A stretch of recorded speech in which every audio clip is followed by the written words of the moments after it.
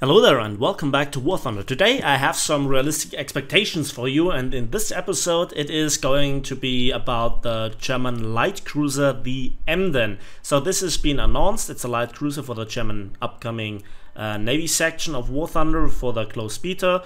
The pre-close beta seems to be coming to an end, and this is now the first light cruiser for Germany that has been announced. We have seen some other light cruisers of other nations before, and I'm pretty excited about how it plays out because there are some very interesting statements in the dev blog from yesterday.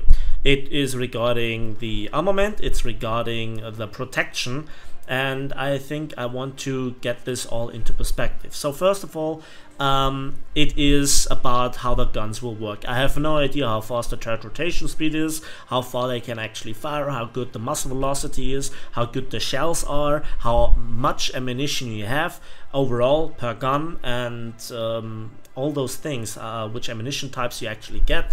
And when we then talk about some tactics, there is the talk about a 50mm armored belt.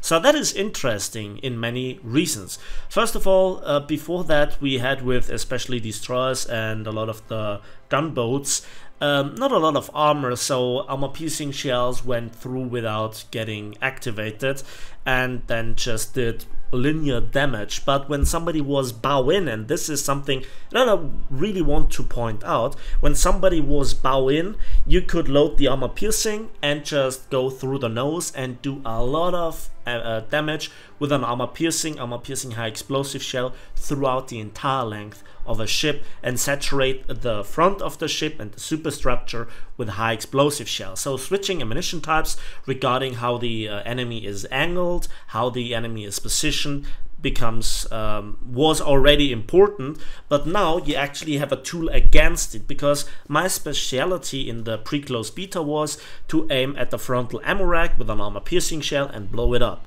Now with the armored belt we have to see where it's positioned. It's the lower part of the ship, of course, where the quote-unquote citadel is, where the ammo racks are, where the vital parts of the ships should be more protected than the rest that you could, you know, blow off without really sinking the ship.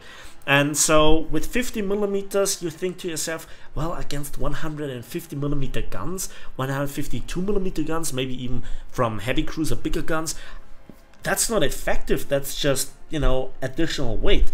Well, I don't think that you could translate it one-to-one from tanks, because first of all, when you go bow in with a armored belt, then you can cause a ricochet. So I'm not quite sure how overmatch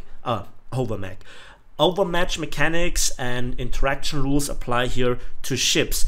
It's still going to be a beta, so everything is subject to change. And then you just can ricochet the armor piercing shells at a steep angle, and also you can make the high explosive shells do a lot less damage. If you look at some of the Russian shells or the German shells, they actually have somewhere between 49 and 60mm of high explosive penetration. Some of them are howitzers, some of them are actual guns, so we'll have to see how effective the actual ammunition on the ships are, because there are long-range guns, and that is then also interesting. So when we now come back, we have to talk about the head-on firepower when you are pointing your bow straight to the enemy. How much guns can you actually bring to bear? Well, in the dev blog it is said about 8 guns, but in the front of the ship there are just 2 turrets with 1 gun each, and on the side of each and on each side are 2 more guns, and the rear end also 2 more guns. So with a full broadside you just can bring 6 guns to bear, but this is still a lot of firepower. And then you also have 3 105mm anti-aircraft guns that are also pretty effective, especially against aircraft and against you know, the patrol boats or the gunboats. But then when you angle a little bit and wheel from the left to the right at low speed and reverse, you can actually maybe bring 6 guns to bear. While the port side reloads, you fire with the starboard side, and then you turn the ship again, and your front guns also can fire. So you can use more of your firepower while exposing less hitting area to your enemy, while maximizing the effect of your armor. So a lot of the shells that when you think about tanks, okay, 50 millimeters of armor plating is to be found at tanks at, you know, battle rating 3, battle rating 4, easily even below that, and that armor is very often not that effective. But with tanks, you fire with different ammunition types at times. You know, APCR is unheard of for ships. Same goes for APFSDS. It's armor piercing high explosive shells or high explosive shells, because you need the post penetration damage effect. That's the actual sense of this, and you have the caliber and the weight of the shells to travel through the air.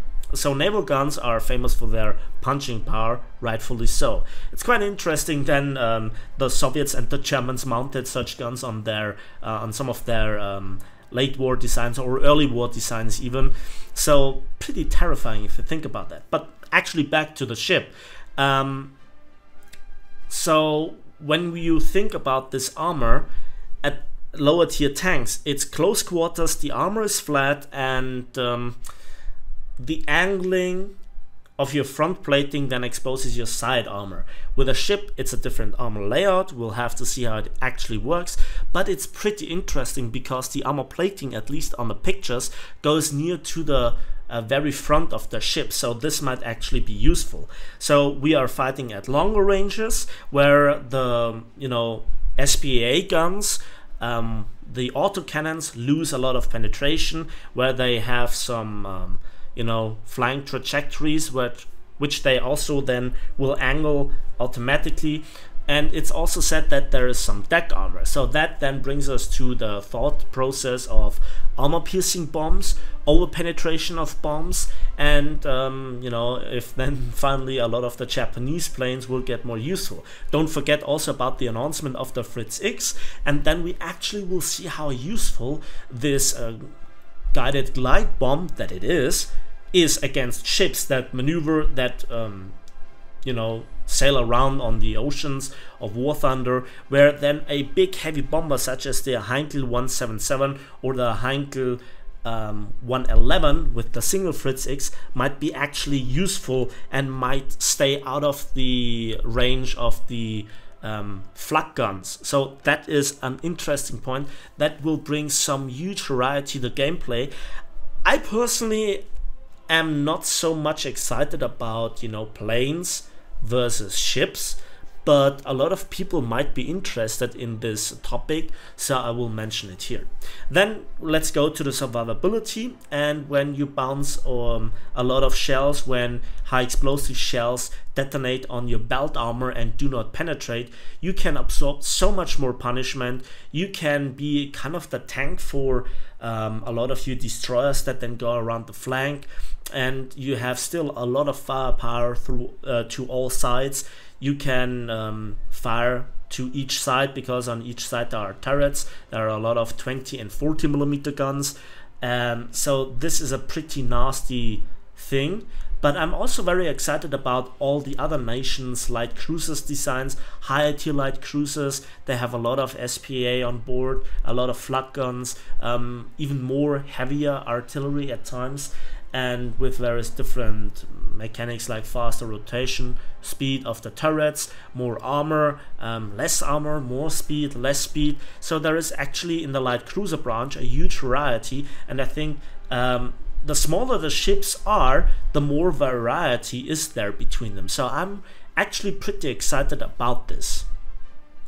So let's summarize this ship. It has a little bit of armor, it's reasonably fast, it has good protection and also good offensive capabilities. It's the first ship with dedicated armor, but I think we will have to see how the overmatch mechanics will work, how interaction rules versus from high caliber shells versus armor on ships will work, how drastic the effect of range will be, how much ammunition the ship has, how the survivability of the ship is, which kind of ships the other nations get, what the battle rating will be, how big the threat from the air is.